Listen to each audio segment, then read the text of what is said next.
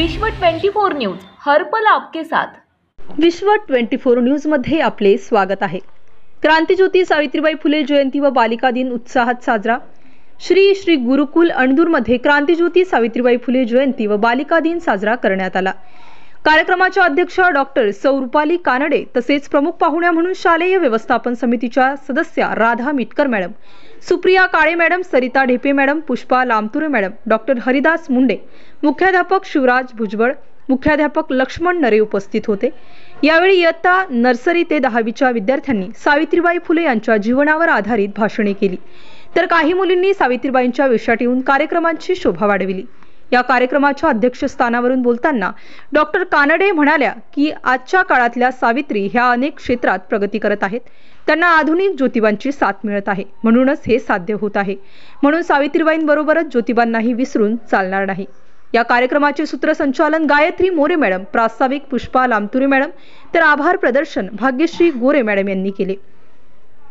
विश्व 24 न्यूज साठी आमचे प्रतिनिधी प्रवीण राठोड। अशाच नवनवीन घडामोडी जाणून घेण्यासाठी विश्व 24 न्यूज चॅनलला लाईक करा, शेअर करा आणि सबस्क्राइब करायला विसरू नका।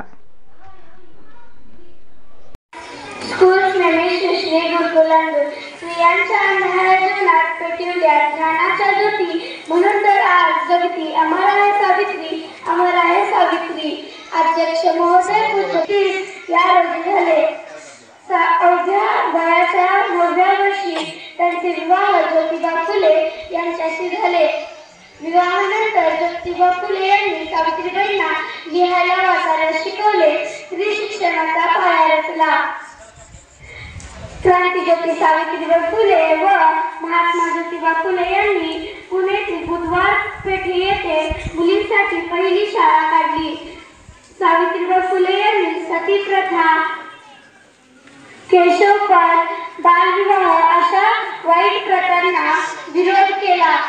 त्यांनी बावनकशी, काव्यकुल अशा काव्यसंग्रहातून लिहून समाज जागृती केली। अशा या तेजस्वी ज्ञानज्योती सावित्रीबाईंना माझे कोटी कोटी प्रणाम। एवढे बोलून माझे भाषण संपवते। जय हिंद, जय महाराष्ट्र।